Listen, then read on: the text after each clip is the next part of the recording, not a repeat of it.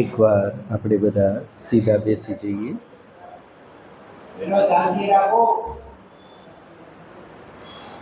નેત્રોને કોમલતાથી બંધ કરી લઈએ.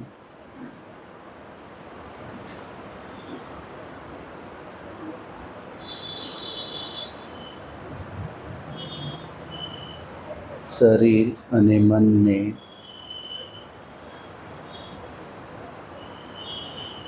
સ્થિર અને એકાગ્ર કરવાનો પ્રયત્ન કરીએ.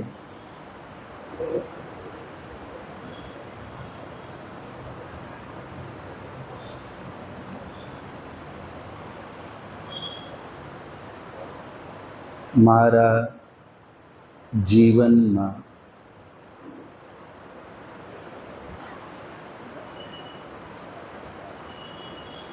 સુખ સુવિધાના સાધનો વ્યવસ્થાનું જેટલું મહત્વ હું સમજું છું,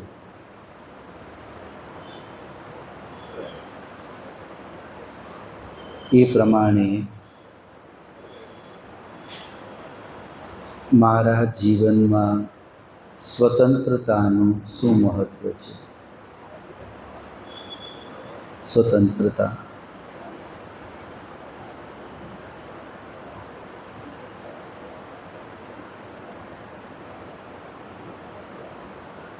શું હું સ્વતંત્ર છું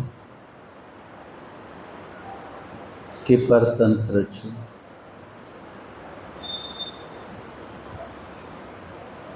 શું સ્વતંત્રતા જીવન માટે જરૂરી છે?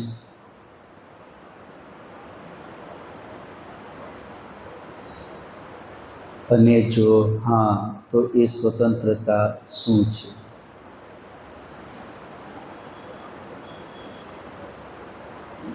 આ વિષય પર મનને કેન્દ્રિત કરવાનો પ્રયત્ન કરીએ.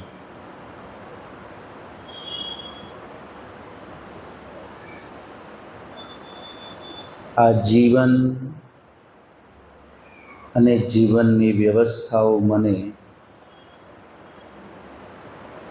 સહજ રીતે પરમપિતા પરમેશ્વરની કૃપાથી પ્રાપ્ત થઈ છે.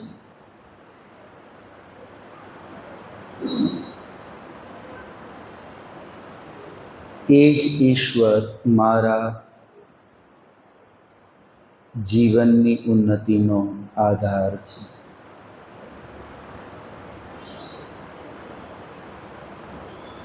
ઈશ્વર મને સ્વતંત્ર ઈચ્છે છે કે પરતંત્ર? મને શું પ્રિય છે? ઈશ્વર શું ઈચ્છે છે?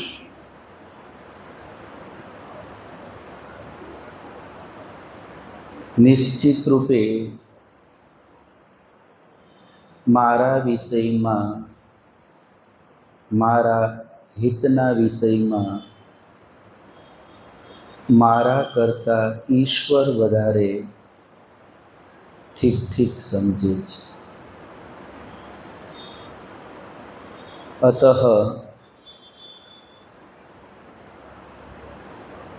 મારું જીવન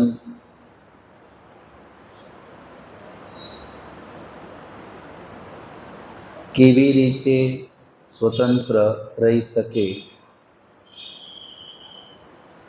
અને એ સ્વતંત્રતા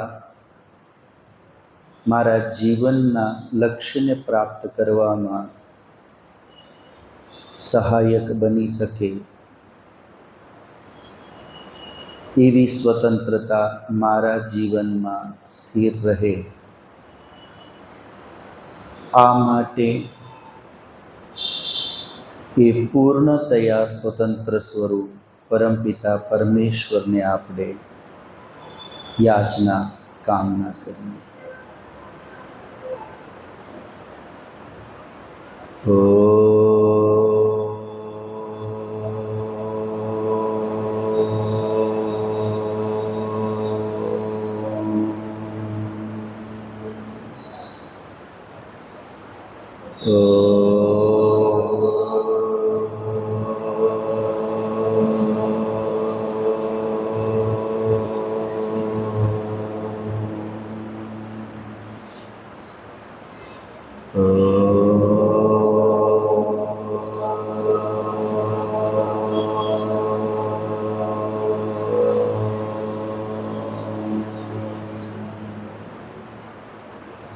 ધીરે ધીરે નેત્રોને ખોલી લઈએ.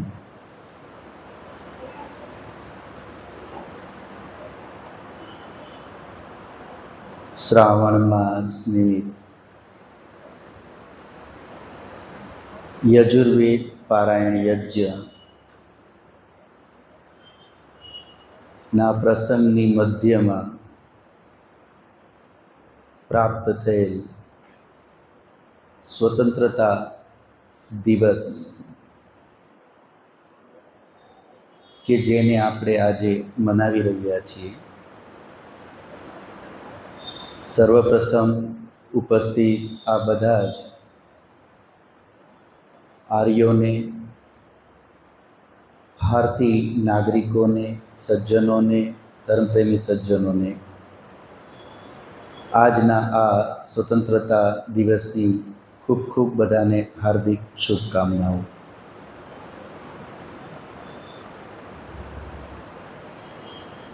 સ્વતંત્રતા ને આપણે કેવી રીતે જોઈ રહ્યા છીએ, સમજી રહ્યા છીએ? સ્વતંત્રતાનું જીવનમાં મહત્વ છે કે નહીં? છે તો શું, કેટલું?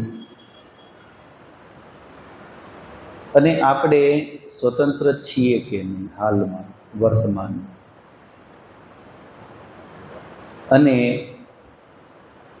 સ્વતંત્રતાથી શું લાભ મળી શકે, પરતંત્રતાથી શું હાનિ થઈ શકે? આ વિષયમાં આપણે વિચારતા, જાણતા, સમજતા રહેવું. લગભગ આ આજે 76મો આપણો સ્વતંત્રતા દિવસ લગભગ છે.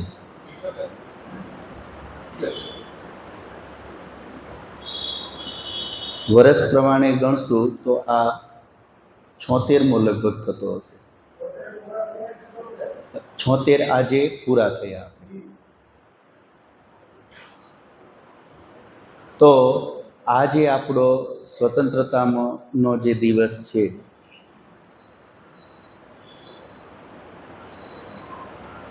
આપણે આજ સુધી જેટલી આપણી ઉંમર થઈ એટલી તો લગભગ મને લાગે છે આપણે બધા 76ની અંદરના જ હશે. કોઈ કદાચ ઉપર ગયું હોય તો અલગ વાત છે, એક વડીલ દેખાય છે કદાચ આગળ હોય તો, પણ લગભગ આપણે બધા એમાં આવી જતા હશે. આપણે શું કરીએ છીએ સ્વતંત્રતાના દિવસે?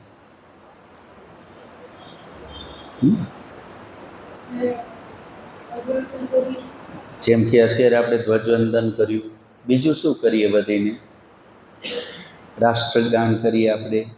બીજું શું કરીએ વધીને? યાદ કરીએ. કોને યાદ કરીએ? 15મી ઓગસ્ટ. અચ્છા, 14મી ઓગસ્ટે કાલે શું લાગતું હતું કે આવતીકાલ વિશે, કાલે આજના દિવસ વિશે શું લાગતું હતું? કાંઈ લાગતું હતું કે નહોતું લાગતું? કોઈ ખુશી હતી કે નથી? કાલે કોઈ ખુશી હતી આજના દિવસને લઈને? રજાની ખુશી. કે કાલે મેં ઘણા લોકોને એવું કહેતા સાંભળ્યા, ચર્ચા થતી, જે કંઈ મળ્યા કોઈ, એટલે એ જ વાત ચાલતી હતી કે કાલે રજા છે. એટલે રજા આવે એટલે તરત જ બીજું પાછળ આવે, કાલે આરામથી ઉઠશું. એટલે કાલે અમારે જે સત્સંગ ચાલતો હતો એમાંય બધા એમ જ કીધું કે આજે રાત્રે ખેંચાય એટલું ખેંચો, કાલ તો રજા જ છે. એ કાલ 12:30 સુધી ખેંચ્યું અને કાલ ત્રેતવાદ હતો પાછો વિષય. તો કહેવાનો મતલબ કે એટલે એમને કીધું કાલે શું છે? રજા જ છે ને, એટલે આગલી રાતે મજા છે, કેમ કે કાલે ઉઠવાનું નથી. અમુક જણા થોડા દુઃખી હતા કે ભાઈ અમે પ્રાઇવેટમાં છીએ, અમને મળે. એ બિચારા દુઃખી હતા. તો દુઃખી કેના લીધે હતા? 15મી ઓગસ્ટ ઉજવવા ન મળી એટલે રજા ન મળી. સુખી હતા રજા મળી એટલે, અને દુઃખી એ હતા જેને રજા, કેમ કે રજાની મજા ગઈ. તો 15મી ઓગસ્ટ આપણા માટે શું છે? એક રજા અને મજા. આજથી 76 વર્ષ પૂર્વ 14મી ઓગસ્ટની રાત કેવી હશે? અંદાજ લગાવી શકો જરા? આજથી 76 વર્ષ પૂર્વ જે 14મી ઓગસ્ટની રાત હતી એ કેવી હશે? દુઃખદ હતી કે સુખદ હતી? દુઃખદ હતી કે સુખદ? દુઃખદાયક હતી. કેમ? આઝાદી સુખદાયક હોય કે દુઃખદાયક હોય? આઝાદી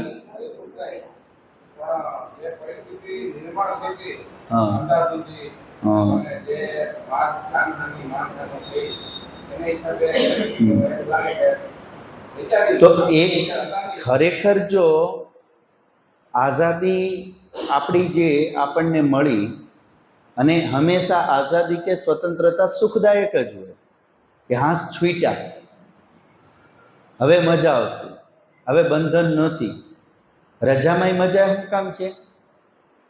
બંધન તે દિવસે કોઈ નથી. ગૂંઠવાનું છે કે ટાઈમે પહોંચવાનું છે, ટિફિન ભરવાનું છે, કોઈ બંધન નથી. એટલે રજામાં શું થાય છે? મજા આવે છે. તો હંમેશા જો આપણે કોઈ બંધનમાંથી છૂટીએ તો એમાં મજા જ આવે, આનંદ જ હોય.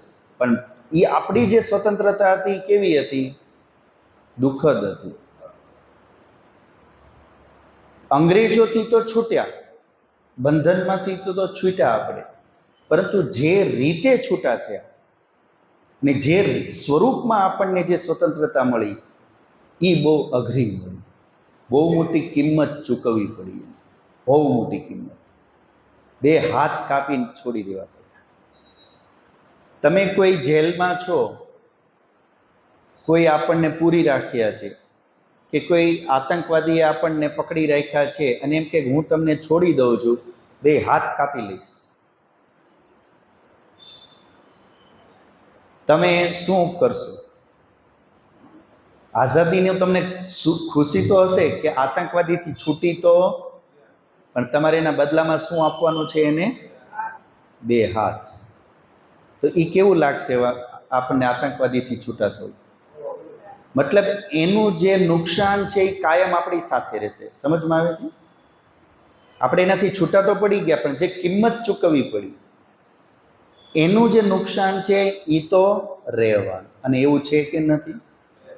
ભારત આજે આઝાદ થઈ ગયું હોવા છતાં હજી હમણાં જ આપણે બાંગ્લાદેશની પરિસ્થિતિ જોઈએ છે કેવી થઈ, પાકિસ્તાનની કેટલી વાર થઈ ચૂકી છે, ભવિષ્યમાં હજી શું થશે કંઈ ખબર નથી. આપણે અધિકાધિક સંઘર્ષ ને શક્તિ બધું ક્યાં વપરાઈ જાય છે? આ લોકોની પાસે. તો સમજવાનો અર્થ એ છે, આજે આપણને સ્વતંત્રતા દિવસ મજા અને રજા વાળો લાગી રહ્યો છે, પણ એ રજા અને મજા માટે કેવડી મોટી કિંમત આ રાષ્ટ્રએ અને રાષ્ટ્રના સપૂતોએ ચૂકવેલી છે.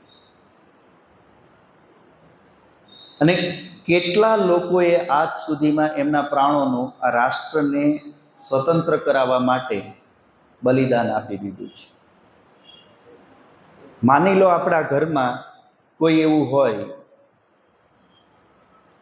કે આપણને એમ કહેતા હોય કે ભાઈ હું તને બધી સુવિધા કરી દઈશ, હું તને જીવન માટે જરૂરી, કોઈ પિતા હોય, આપણા સ્નેહી હોય, વડીલ હોય, એમ કે ભાઈ આપણી આવનારી પેઢીને કે હું તમને બધી વ્યવસ્થા સુવિધા બધું કરી દેવા માંગુ છું, અને એ આપણને એ બધું એની કિડની વેચીને, એની આંખ વેચીને, એનું બ્લડ વેચીને, એના શરીરના અંગો વેચીને આપે, આપણને કેવું લાગશે?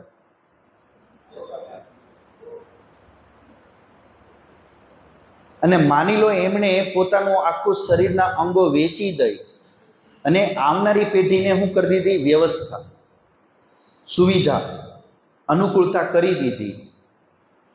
આપણને એમાં જીવવાની મજા કેટલી આવશે? આવે કે ન આવે? તો આ રાષ્ટ્રને સ્વતંત્ર કરી, સુવિધાદાયક, સુવિધાજનક કરી આપણને આપવા માટે ખાલી અંગ નહીં, પ્રાણોની પણ આહુતિ આપી છે કે નથી આપી? કોઈ આપણા માટે કોઈ દીધી છે કે નથી દીધી? હે?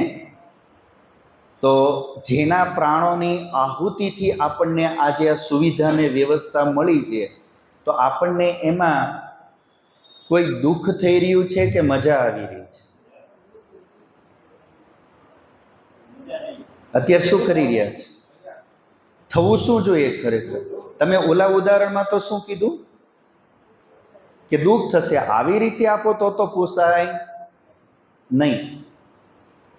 તો જેણે પોતાના પ્રાણોની આહુતિ દઈ અને જેણે આપણને સુવિધા અને વ્યવસ્થાને અનુકૂળતા આપી, તો આપણને એ વ્યવસ્થા પ્રત્યે કોઈ કરુણાનો ભાવ, આજે સુવિધા મળી એ પ્રત્યે કોઈ કૃતજ્ઞતાનો ભાવ, કે આપણને આજે અનુકૂળતા મળી એ માટે કોઈ જવાબદારી, કર્તવ્યનો ભાવ આવે છે કે આમાં આપણને મરજીથી, મજાથી જીવવાનું મન થાય છે? અને શું કરી રહ્યા છે? મજા જ કરી રહ્યા છે. હવે આપણને જ્યારે ખબર હોય કે કોઈ બાળકને એના પિતાએ કે કુટુંબીએ કે સગાએ એનું સર્વસ્વ આહુત કરીને સુવિધા આપી છે, અને એ સુવિધા લઈ અને એની એ જે વ્યક્તિ છે એ જો મજામાં ડૂબેલો તમે જુઓ તો તમે એને કેવો માનો? કેવો માનો એને? એક ગાળ છે બહુ મોટી ઋષિઓની ભાષામાં, કૃતજ્ઞ. કેવો કહેવાય? કૃતજ્ઞ. કે જે લીધેલું ભૂલી ગયો, મળેલું ભૂલી ગયો. આ મજા એટલે કરી રહ્યા છે કેમ કે એના માટે જે કિંમત ચૂકવવાની છે મારે ચૂકવવી પડી નથી. બીજી વાત, જેવી રીતે કિંમત ચૂકવવાની હતી એની મને કોઈ અનુભૂતિ પણ નથી, અને કદાચ મને એની જાણકારી કે નોલેજ પણ નથી, એટલે મને એ વસ્તુની કોઈ વેલ્યુ નથી. એટલે મારા માટે આ સ્વતંત્રતાનો દિવસ એટલે રજાનો અને મજાનો છે. પણ વાસ્તવિકતા એ છે આના માટે કિંમત બહુ મોટી ચૂકવી છે. ક્રાંતિકારીઓ એના જીવનની આહુતિ આપીને ચૂકવી એક. દેશનો જે ભાગ આ દેશથી કપાઈને અલગ થઈ ગયો એ એક. જે દેશનો ધર્મ હતો, સંસ્કૃતિ હતી, સભ્યતા હતી, એ ભાંગીને ભૂકો થઈ ગઈ ઈ. તમે ટોટલ કેલ્ક્યુલેશન મૂકો તો કેવડી કિંમત ચૂકવાની છે? તમે એનું કોઈ આંકલન જ ન કર્યું. એમાંથી બહાર આવતા હજારો વર્ષ લાગી. એવડી કિંમત ચૂકવાની છે. અને આવડી કિંમત જે વસ્તુની ચૂકવી એના બદલામાં જે મેળવ્યું એને આપણે કેટલું સહજતાથી લઈ રહ્યા છીએ. આપણને ભાવ નથી આવી રહ્યો. એટલા માટે જે વ્યક્તિને આ આઝાદી મફતની લાગતી હોય અથવા હકની લાગતી હોય, આપણને એવું લાગે ને આ તો મારો હક છે, અને મફતની અને હકની લાગતી હોય, પણ એના માટે ચૂકવેલી કિંમત પ્રત્યે જો કોઈ કૃતજ્ઞતા ન હોય તો આવી વ્યક્તિને કૃતજ્ઞ કહેવાય. શું કહેવાય?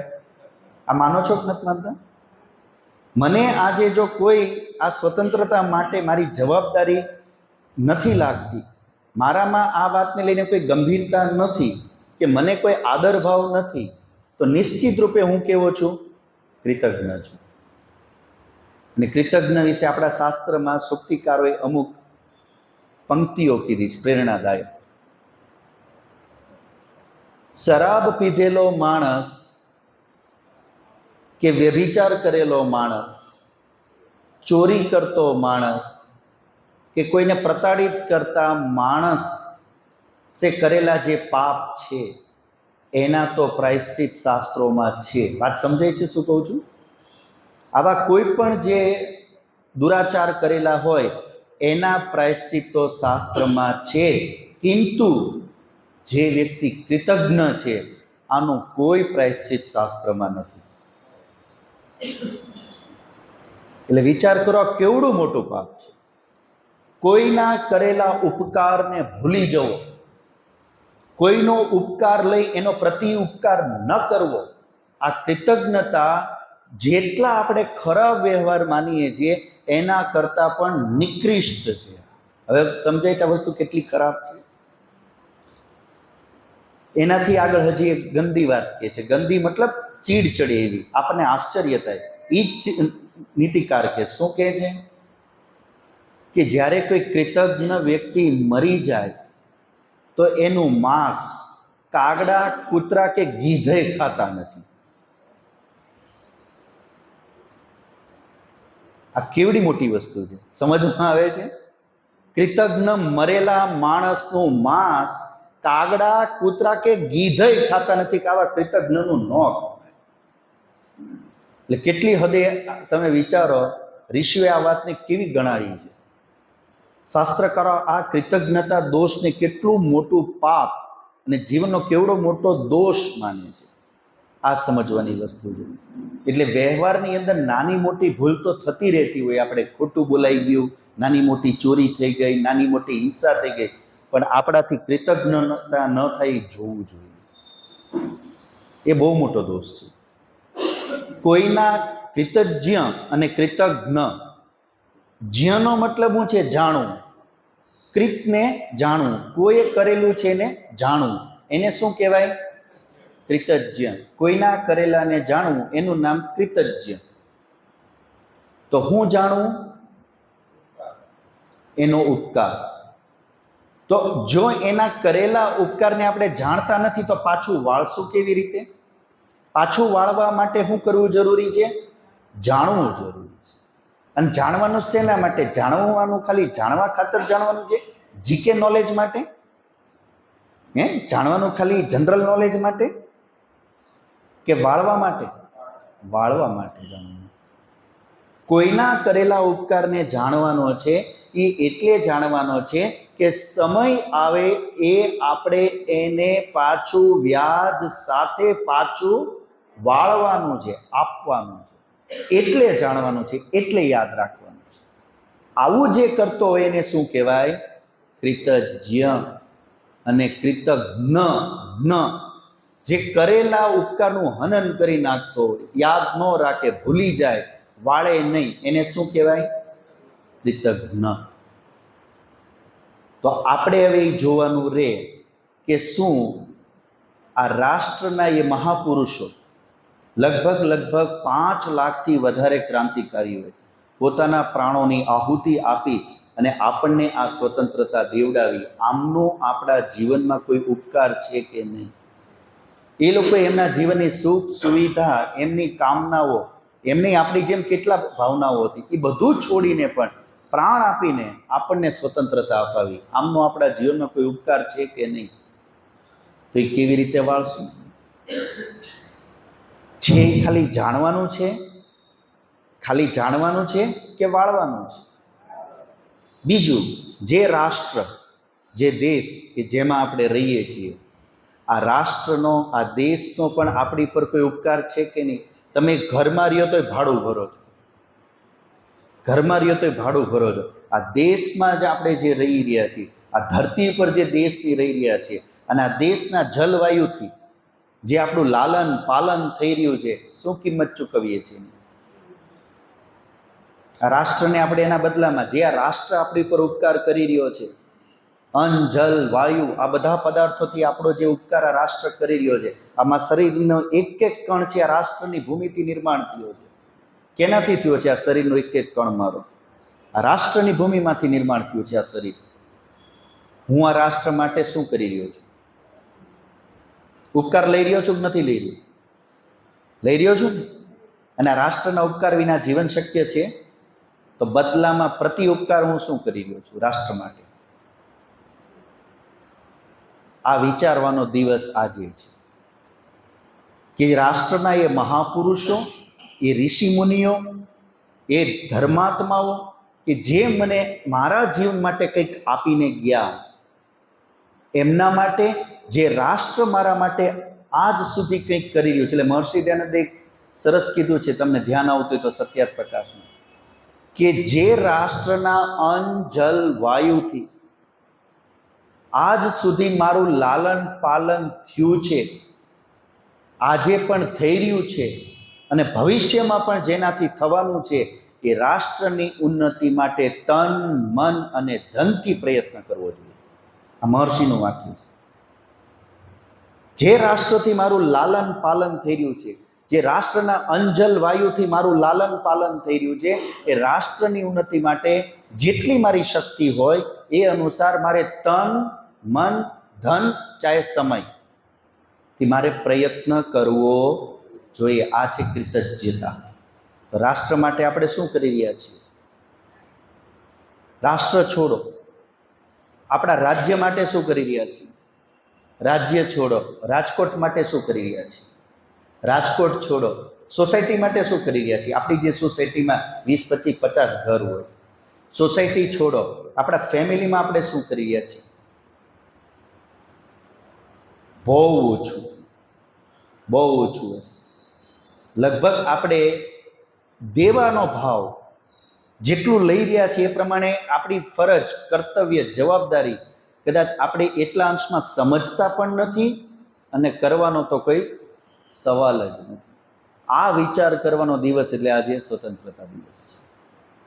એટલે બહુ મહત્વનો દિવસ છે. આજનો દિવસ માણસને માણસ બનાવવા માટેનો દિવસ છે. એને એની ફરજ યાદ કરાવવાનો, એની જવાબદારી યાદ કરાવવાનો, એનું ઋણ એને યાદ કરાવવાનો દિવસ છે, જેથી આપણામાં માણસાઈ આવે, કૃતજ્ઞતા આવે.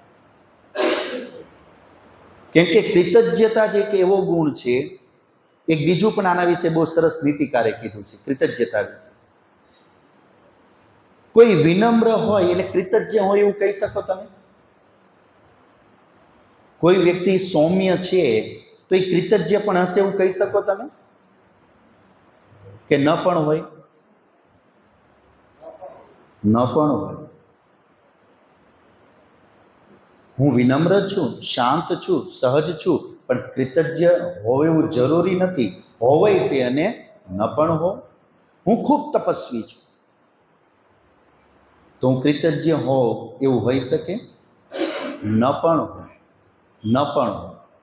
તપસ્યા બહુ કરું છું, આખો દિવસ હું બધું તપ બહુ કરું છું, પણ કૃતજ્ઞ હોવ જ એવું જરૂરી નથી. હું ખૂબ સ્વાધ્યાયશીલ છું તો હું કૃતજ્ઞ હઈશ એવું કહી શકું? ન પણ. તમે જેટલા આવા સારા ગુણો છે લઈ લો. હું સત્યવાદી છું, પણ સત્યવાદી છું એટલે કૃતજ્ઞ હોઉં એવું હોઈ શકે? ન પણ હો. હું દાન દઉં છું તો હું કૃતજ્ઞ પણ હોય એવું હોઈ શકે? ન પણ હો. મતલબ જેટલા ગુણો સારા છે એ ગુણો મારામાં હોય તો હું કૃતજ્ઞ હોઈ પણ શકું અને ન પણ હો. પણ કૃતજ્ઞતા એવો ગુણ છે, જો મારામાં આવી જાય તો આ બધા ગુણ આવી જાય. વાત સમજમાં આવી કે ન આવી? કેમ કે કૃતજ્ઞ એ જે વ્યક્તિ હશે એ વિનમ્ર હશે જ, કૃતજ્ઞ હશે એ તપસ્વી હશે જ, કૃતજ્ઞ હશે એ સત્યવાદી હશે જ, કૃતજ્ઞ હશે એ બુદ્ધિમાન સમજદાર હશે જ. કૃતજ્ઞતા એવો ગુણ છે, જો એ આપણામાં આવી જાય તો અનેક સદગુણ લઈ આવે. આ વાત સમજાય? એટલે જો ખરેખર જલ્દી ગુણવાન બનવું હોય તો જીવનમાં કયો ગુણ વધારે અપનાવવો જોઈએ? કૃતજ્ઞતા. કોઈ આપણું નાનું કામ કરે તો એના પ્રત્યે થેન્ક્સ. કોઈ નાની એમથી સેવા આપે, ધન્યવાદ, આભાર. કમસે કમ શબ્દ તો બોલી શકીએ ને. આપણે ધન્યવાદ બોલવામાં કંજૂસી કરીએ, આભાર કહેવામાં આપણે કંજૂસી કરીએ. ફોરેનમાં તમે જો એ એક સિસ્ટમ કેટલી સારી છે. Sorry thanks please, sorry thanks please, એમના મોઢા પર હોઠ ઉપર જ હાલતું. તો આ વસ્તુ બહુ મોટી છે. કોઈ આપણને થોડુંક આપ્યું એને વધારે વાળી કેમ દેવું? એને મને આટલું આપ્યું એને વધારીને કેમ આપી દેવું? આ વધારીને ન દઈએ તો કઈ નહીં, પણ દીધું એટલું તો દઈ દઈએ, એને કીધું એટલું તો કરી દઈએ. કોઈએ આપણા માટે સમય લગાવ્યો, કોઈ દ્રવ્યનો ત્યાગ કર્યો, કોઈ આપણા માટે કોઈ વસ્તુ, તો એને એટલું જ મૂલ્ય દઈ દેવું, આ કૃતજ્ઞતા છે. જો આપણે એટલું પાછું નથી આપતા તો આપણે કૃતજ્ઞતાનો દોષ આપણા ઉપર આવે છે. અને જો એ વધારીને દઈએ છીએ તો આપણે દેવતામાં આવી જઈએ. કેમ આવી જઈએ? દેવતામાં આવી જઈએ.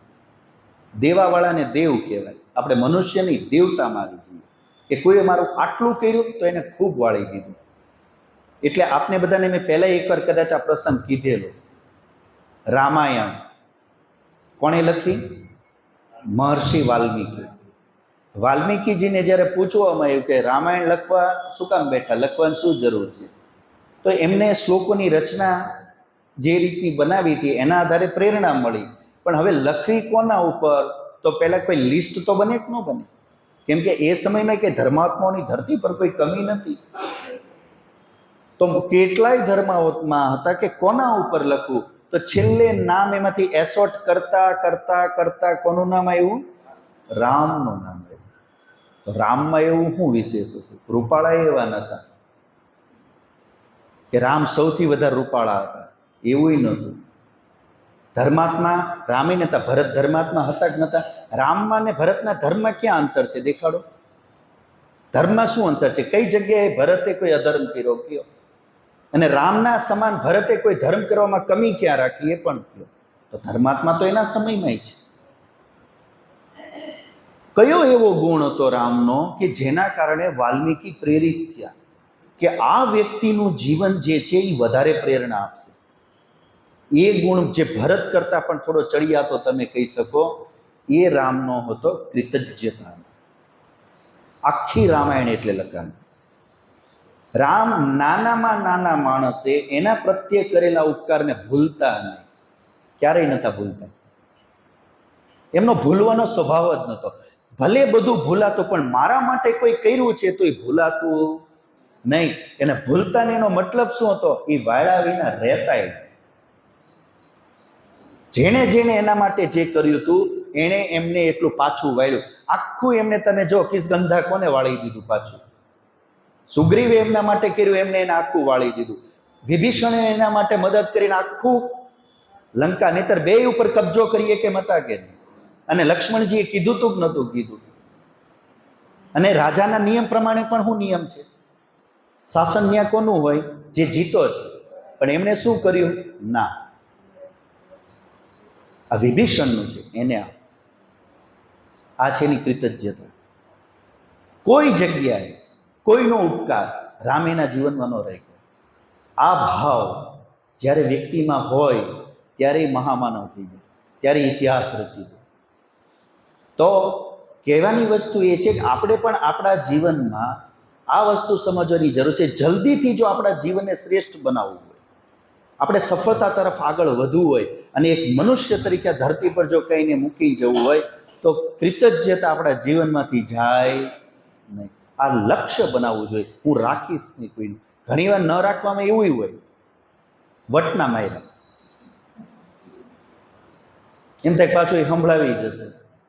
આજે આટલું દઈ ગયો, જો નહીં દે તો કાલ વધારે પાછું કંઈક માગશે, વધારે આશા રાખશે. હોય એવા માણસો હોય છે આપણી આજુબાજુ, પણ બધે એવા નથી હોતા. ઘણી જગ્યાએ બહુ સરળ, વિનમ્ર, સૌમ્ય, સજ્જન લોકો હોય છે, અજાણ્યા લોકો હોય છે. એવા લોકોને વાળી દેવું જોઈએ. તો આ ગુણ જો આપણામાં આવે તો આપણે વાસ્તવમાં જે કહેવાય સ્વતંત્રતા, એ આપણે નિભાવી કહેવાય. વાત સમજમાં આવે છે? આપણો રોલ આપણે સમજવાનો પ્રયત્ન કરી રહ્યા છીએ કે આજે સ્વતંત્રતાના દિવસે મારા પરિવારમાં, મારી સોસાયટીમાં, મારા સમાજમાં, મારા દેશ માટે મારો શું રોલ હોવો જોઈએ? આ સ્વતંત્રતાનું મૂલ્ય મારે કેવી રીતે આપવું જોઈએ? તો આ જ મૂલ્ય છે, આપણે કૃતજ્ઞ રહેવાનું છે દરેક માટે. જ્યારે રાષ્ટ્ર સંબંધિત વાત આવે તો રાષ્ટ્રના નેતૃત્વનો જ્યારે વાત આવે તો એ નેતૃત્વ પસંદ કરો જે આ રાષ્ટ્રના હિતમાં છે. એ મારી કર્તવ્ય છે, એ મારી કૃતજ્ઞતા છે. વાત સમજમાં આવે? જાતિ ઉપર ગયા વગર, ભાષા ઉપર ગયા વગર, પ્રાંત ઉપર ગયા વગર કોણ ધર્માત્મા છે એ તરફ તમારો ઝુકાવ રાખો. ક્યાંય વાત કરો છો તો જે ધર્માત્મા છે, જે રાષ્ટ્રને હિત કરનારા છે, એના પક્ષમાં બોલો, એની પ્રશંસામાં પ્રચાર કરો. સારી વાતનો આપણે પ્રચાર નથી કરતા, એટલે 10% લોકો જે દુરાચારી છે એ એનો ઢોલ વગાડ્યા કરે છે, એટલે બધે એનો પ્રચાર છે. સારા માણસ બોલવું જ નથી, એવા આળસુડા. હારા એ તેને આળસુડાઈ. અને એમની સજ્જનતા હું મૌન રહેવાનું. આ સજ્જનતા નથી, નપુંસકતા છે. આ સજ્જનતા ન કહેવાય મૌન રહેવું. સારાનો પ્રચાર કરવો જોઈએ. આજે યોગી જેવા શ્રેષ્ઠ વ્યક્તિ રાષ્ટ્ર માટે આટલા સરસ ઉપાયો કરી રહ્યા હોય, એના પ્રાણની આહુતિ આપીને કોઈ સ્વાર્થ વગર, કંઈ જ જરૂર નથી એને, આવા માણસનો યશ વધારવો જોઈએ, એની પ્રશંસા કરવી જોઈએ. જ્યારે ચર્ચા થાય ગૌરવથી કહેવું જોઈએ આ રાષ્ટ્રનાયક છે, એ કેવી રીતે આગળ આવે. તો જો સારાનું આપણે યશ વધારશું તો લોકોની સારામાં પ્રીતિ વધશે. આપણે એક રાષ્ટ્રધર્મ છે આપણો, સમજમાં આવે છે વસ્તુ, અને બહુ મોટો રાષ્ટ્રધર્મ છે આ. અને રાષ્ટ્રધર્મોને લીધે જો બાંગ્લાદેશના શું હાલ થયા, કાલ હવે ભારતના ભાગલાની હજી વાતો હાલે છે કે નથી હાલતી, કે હજી પણ આ દેશના બાંગ્લાદેશ જેવા હાલ કરશું. એટલે કાલે યોગીજીએ સ્ટેટમેન્ટ આપવું પડ્યું, પાકિસ્તાન પાછું ભેળવશું, ભૂલી જજો કે આ દેશના હવે ભાગ થશે. આને કહેવાય નાયક, આને કહેવાય રાજા. એક સંન્યાસી છે પણ એને બહાર નીકળવું પડ્યું, કેમ કે જેને નીકળવાનું હતું એ નીકળ્યા નહીં. એને એનો આધ્યાત્મનું કામ મૂકી અને ચાણક્યની જેમ રાષ્ટ્રને હાથમાં લેવું પડ્યું. તો આ સમજવાનું છે કે આપણી જવાબદારી રાષ્ટ્ર માટે શું હોવી જોઈએ, કોણ આ દેશના હિતમાં છે અને કોણ અહિતમાં છે, એમાં કોઈ ભ્રમ ન રહેવો જોઈએ. આ વાત સમજમાં આવે છે? કોણ આ રાષ્ટ્રના હિતમાં છે અને કોણ આ રાષ્ટ્રના વિનાશમાં લાગેલા છે, એમાં ભેદ ન રહેવો જોઈએ, ભ્રમય ન રહેવો જોઈએ. બિલકુલ સ્પષ્ટ હોવા જોઈએ આપણે, અને રાષ્ટ્રના હિત તરફ જ આપણી દૃષ્ટિ હોવી જોઈએ. આ ભાવ આપણામાં રહેવો જોઈએ. એ જ આપણી કૃતજ્ઞતા છે રાષ્ટ્ર માટે. તો સ્વતંત્રતા જે આપણે કહી રહ્યા છીએ, સ્વસ્ય તંત્ર સ્વતંત્રતા, આપણું પોતાનું તંત્ર. તો આપને શું લાગે છે, આજે આપણે બધા સ્વતંત્ર છીએ કે નથી? શું લાગે છે, આપણે આજે સ્વતંત્ર છીએ કે નથી, કે પરતંત્ર છીએ? વધારે પડતા.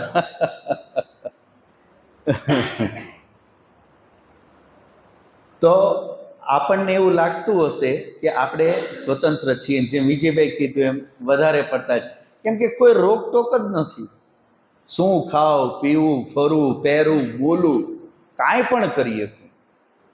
એટલે એનો મતલબ હું થયો, હું કેવો છું, સ્વતંત્ર છું. અને વિજયભાઈ કે એનો મતલબ એમ કયો કે સ્વતંત્રતામાં વધારે પડતી ને ઓછી પડતી આવતી લાગે. અચ્છા, સ્વતંત્રતા હોય કે સ્વતંત્રતા વધારે પડતી ઓછી પડતી હોય? એમનો કહેવાનો ભાવ બરાબર વ્યાજબી છે, પણ આપણે ચિંતન કરી રહ્યા છીએ. સ્વતંત્રતા તો સ્વતંત્રતા છે, વધારે પડતી શું કે ઓછી પડતી શું? તો વધારે પડતીનો મતલબ શું થાય કે ભાઈ આપણી પાસે આજે જે સ્વતંત્રતા છે, તો એ સ્વતંત્રતા આપણે કઈ રીતે કે ભાઈ બધી વાતમાં રોકટોક નથી આપણે. તો રોકટોક વગર જીવવામાં મજા આવે છે કે નથી મજા આવતી? સ્વતંત્રતા આપણને ગમે છે કે નથી ગમતી? ગમે છે ને. એવું કોણ હશે જેને સ્વતંત્રતા પ્રિય ન હોય? કયો, એવું કોઈ ખરું કે જેને સ્વતંત્રતા ન ગમતી હોય? દરેકને ગમશે. પ્રાણી હશે ને પ્રાણી, તો પ્રાણીની તે સ્વતંત્રતા ગમશે. આ જે લોકો ઓલા પક્ષીઓને પિંજરામાં પાળતા હોય છે, ઘરની અંદર પશુ પક્ષી પાળતા હોય છે, અચ્છા આ વસ્તુ વ્યાજબી છે કે ગેરવ્યાજબી છે? ઓલું તમે ફિશ ઘરે લઈ આવો છો, તો આ વ્યાજબી છે કે ગેરવ્યાજબી છે? તમને એમ લાગે છે આપણે તો એને રોજ ખવડાવીએ છીએ, રોજ પીવડાવીએ છીએ, તમે એને ચાહે હોનાન પાંજરામાં રાખો, પણ એ સ્વતંત્ર છે કે પરતંત્ર છે? એ ન કરી શકાય. એ દોષ છે, પાપ જ છે. તમે એને ગુલામ બનાવ્યું છે, અને ગુલામી છે એ અત્યાચાર છે, અન્યાય છે, એનો દંડ મળશે. આપણને એમાં સુખ દેખાય, ઘરના છોકરાને મજા આવે છે, મીઠું વારે બધાને વાત કરવું ગમે છે, આપણને મીઠું લાગે છે, પણ આપણું મીઠું નીકળી જશે એમાં.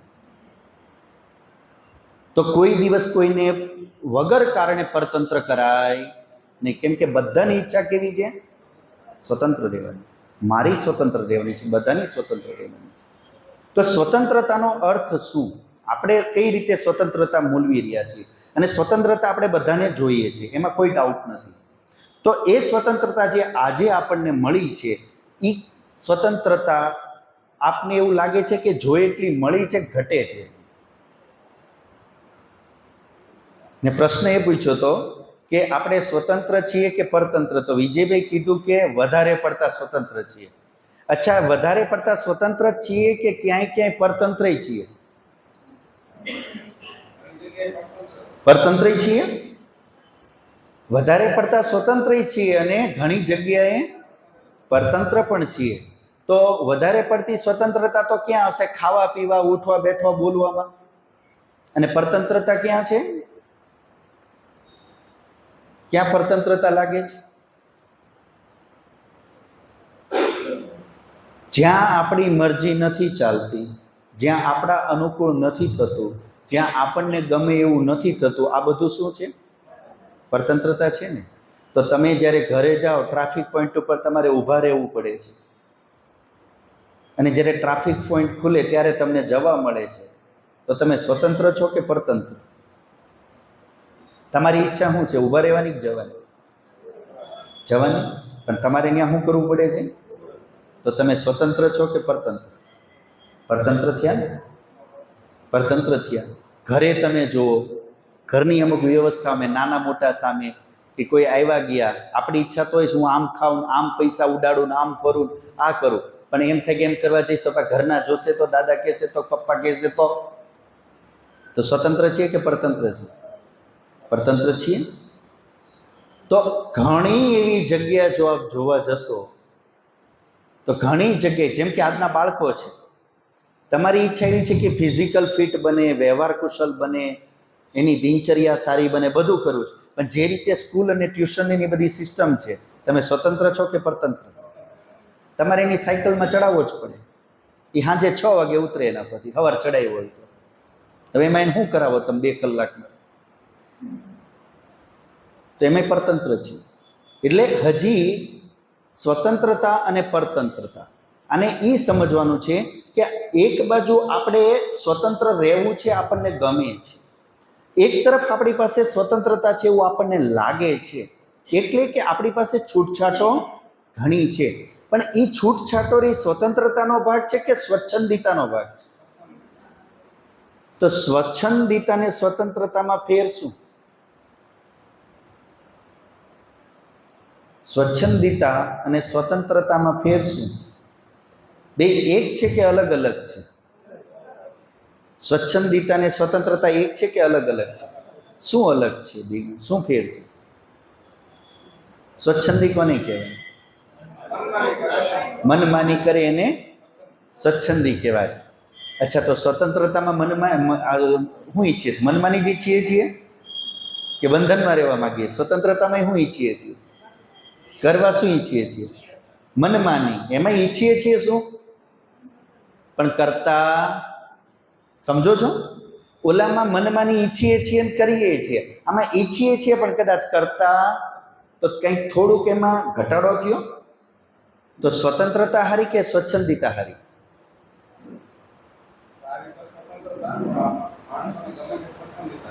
હા, તો હું એ જ કહું છું. હવે મનમાની વધારે કેમાં કરવા મળે? સ્વચ્છંદિતામાં. તો હવે જેમાં વધારે મજા મળતી હોય આપણને એ જ ગમે, તો સ્વચ્છંદિતા સારી કે સ્વતંત્રતા? સારું કયું? સારું કયું?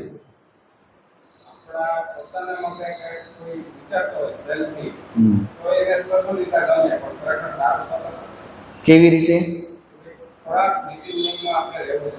શું કામ? તો જવાબ એ આવશે, સ્વચ્છંદિતામાં શું થાય છે? મન મરજી તો છે પણ વ્યવસ્થા નથી. સ્વતંત્રતામાં મન મરજીની સાથે શું છે? વ્યવસ્થા. કેવી રીતે સમજો? સ્વતંત્ર મને રહેવું ગમે છે, ટોટલી મન મરજી પ્રમાણે રહેવું મને ગમે છે, આવું મને એકને જ ઈચ્છા છે કે બધાને? બધાને છે. હું એકલો જ નથી ઈચ્છતો ને કે મને આવું રહેવા મળે, બધાને ઈચ્છા છે. હવે જો એ પ્રમાણે એ નિયમ મળી જાય કે બધાની મરજી અનુસાર રહે, તો શું થશે? બધાને મન મરજીથી રહેવું છે, મન મરજીથી રહેવાનું નામ સ્વચ્છંદિતા. તો સ્વચ્છંદી બનીને જો બધા રહે તો પરિણામ શું આવશે? અવ્યવસ્થા.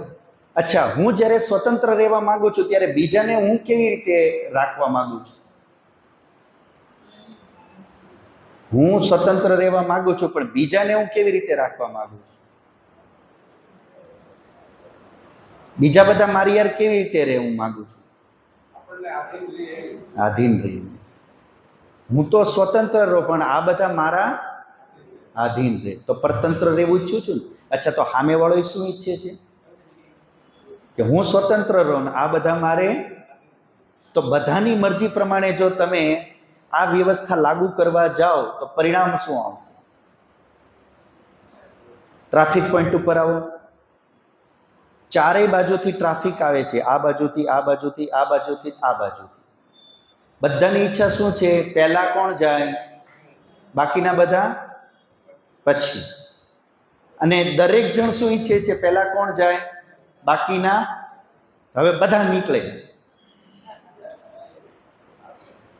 બધાની ઈચ્છાની છૂટ, બધાને પોતાની મરજી પૂરી કરવાની છૂટ. પરિણામ શું આવશે? કલાકો ટ્રાફિક જામ, ખીચડી. તો સ્વચ્છંદિતાનું પરિણામ શું આવ્યું? ક્લેશ. કેમ કે બધાને એક સરખું જ જોતું હતું. એટલે એ પ્રમાણે જો બધાને જેવું ઈચ્છતા હતા મન મરજી પ્રમાણે, એવી જો છૂટ મળી તો એનું પરિણામ શું થશે? ટક્કર. એનું પરિણામ શું આવ્યું? ટક્કર. પણ ત્યાં ટ્રાફિક પોઈન્ટ ઉપર સિગ્નલ મૂકી દીધું. એક ખુલે છે, 3 બંધ. પછી એક ખુલે છે, 3 બંધ. આમાં સ્વતંત્રતા છે કે પરતંત્રતા છે? મરજી બધાની છે, હું પહેલા નીકળું, પણ છતાંય નીકળાશે. તો આમાં સ્વતંત્રતા છે કે પરતંત્રતા?